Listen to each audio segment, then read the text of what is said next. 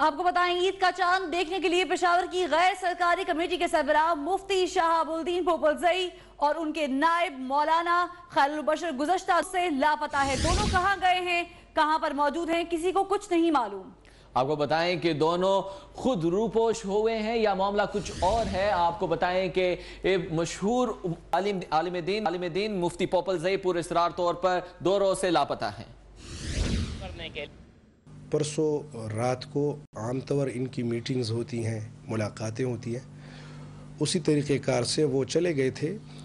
گاڑی ان کے پیچھے ادھر ہی آتی ہے، پر وہ خود کہتے ہیں کہ میں روڈ کی طرف آتا ہوں، بس آپ ادھر ہی کھڑے ہو جائیں۔ تو وہ چلے گئے، پھر اس کے بعد وہ آج تک نہیں آئے۔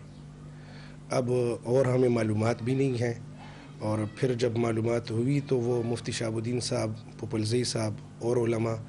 وہ بھی نہیں تھے، تو ہم تھوڑے سے مطمئن اسی وجہ سے ہو گئے کہ سارے علماء اکٹھے ہیں۔ تو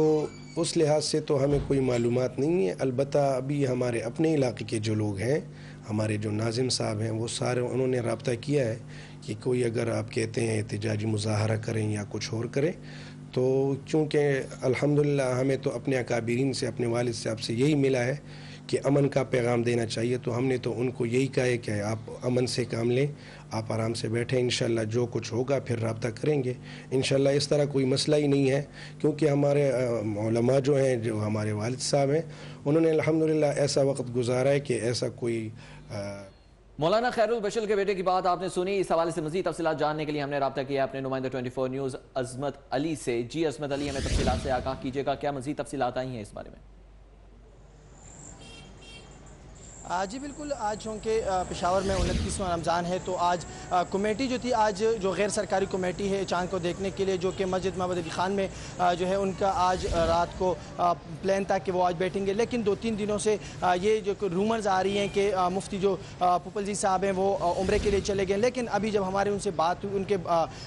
بھائی سے بات ہوئی ہے، جو ان کے بڑے بھائی ہیں جو کہ اعتکاف میں بیٹھے ہوئے ہیں، تو ان کا یہی کہنا تھا کہ وہ عمرے کے لیے نہیں گئے ہیں، وہ پشاور میں ہی ہے، لیکن ان کی جو ایگزیکٹ لوکیشن ہے وہ جو ہے بتانے سے قاصر تھے۔ لیکن ساتھ ساتھ میں ان کے جو نائب ہے مولانا جو خیر البشر صاحب، ان کے بیٹے سے ہمارے بات ہوئی، تو ان کو یہی کہنا تھا کہ کچھ روز پہلے وہ ان کے جو والد محترم صاحب تھے تو وہ گئے تھے اجلاس کے لیے، جس کے اجلاس کے بعد پھر وہ واپس نہیں آئے، لیکن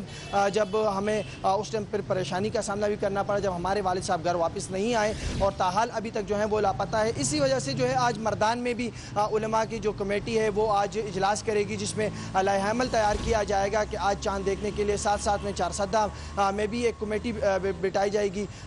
جس میں سے تمام علماء کرام جو ہیں وہ شرکت کریں گے، اور آج کل کی جو عید ہے یا آج چاند دیکھنے کی جو شہادتیں موصول ہوں گی اس پہ بھی ان کے لیے بھی لائحہ عمل تیار کیا جائے گا۔ ساتھ میں